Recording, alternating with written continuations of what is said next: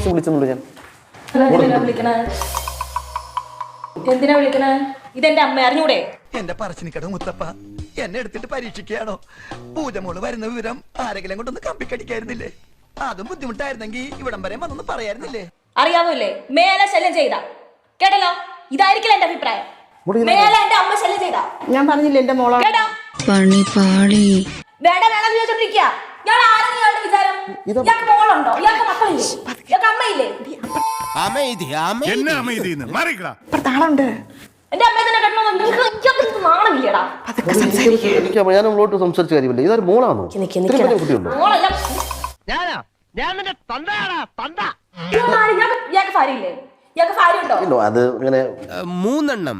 എന്റെ അമ്മ എങ്ങാണ് ഇനി ശല്യം ചെയ്ത ഇയാൾക്ക് ചെപ്പ അടിച്ച് പൊടിക്കണമെന്നുണ്ട് എനിക്ക്. മോളെ നീ ഇങ്ങനെ ഭാവിയിൽ അച്ഛനെ കുറിച്ച് ഇങ്ങനെയൊക്കെ സംസാരിച്ചാൽ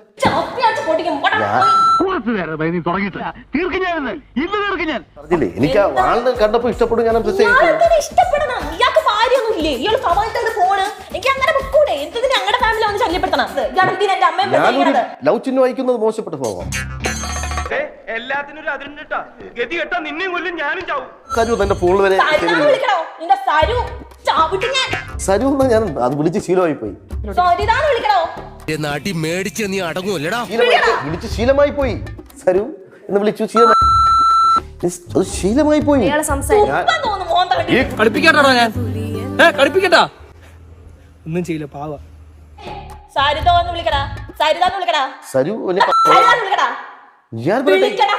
ഇഷ്ടമുള്ള ഒരാളെ വിളിക്കാലോ.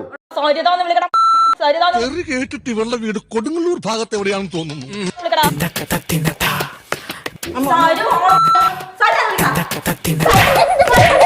ചെവിയും കെട്ടൂടാ കണ്ണും കണ്ടൂടാ. ശിവനെ ഇത് യാത് ജില്ല.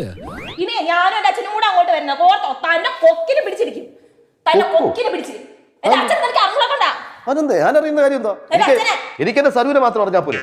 അവൻ பேச அவனை அப்படியே ரோட்ல படுக்க வச்சு ரோட் ரோலர் விட்டு ஏத்தி இறக்கணும் தோணுச்சு. മൂത്തവരൊക്കെ ഞാൻ മറന്നു. ഇവനെ പോലുള്ള മൂത്തവരൊക്കെ കേറി ചേട്ടാന്ന് വിളിക്കണം. പെണ്ണുങ്ങളായ ഇങ്ങനെ തന്നെ വേണം. അമ്മ വിളിക്കോ മെസ്സേജ് അയക്കോ ചെയ്ത ഇതായിരിക്കില്ല പൊന്നു മോനെ അവസ്ഥ. നിന്റെ വീട്ടിൽ വന്ന് ഞാൻ തരും. നിന്റെ വീട്ടിൽ വന്ന് നിന്റെ പിള്ളേരുടെ മുന്നേറി ഞാൻ തരും. നിന്റെ പരിപാടി തീർത്ത് തരാണ് ഞാൻ. രാജീവിനെ നീ ഏത് രാജീവിനെ നീ അവിടെ വന്ന് തല്ലും. വീണ്ടും ഒരു പൊടി കുട്ടിയായതുകൊണ്ട് മാത്രം ഞാൻ ക്ഷമിച്ചുകൊണ്ടിരിക്കുകയാണ്. വളരെ സർവമാന്യനാണ്, ഒരു അന്തസ്സുണ്ട്. ചിന്തക്കട രാജീവിന്റെ മുഖത്തേക്ക് ഒരാൾ ഇങ്ങനെ സംസാരിക്കുന്നത് നമുക്ക് ലൈവ് ഇട്ടാലോ? രാജുവിനെ അറിയാമോ എന്ന് ചോദിച്ചിട്ടുണ്ട്. ലൈവ് ഞാൻ ഇഷ്ടംപോലെ ചെയ്തിട്ടുണ്ട്. അല്ല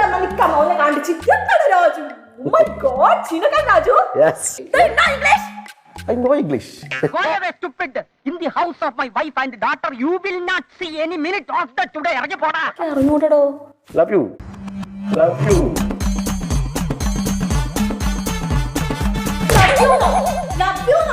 എല്ലാം ഞാൻ കടിച്ചു പിടിച്ചോണ്ട് നിൽക്കാണ്. എനിക്ക് ചൊറിഞ്ഞോണ്ട് വരുന്നു. ചിന്നക്കട ചായ.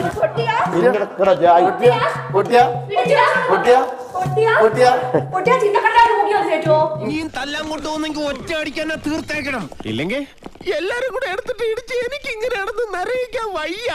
ഇത് കൗമുദി TV എന്ന് പറഞ്ഞു വിട്ടാൽ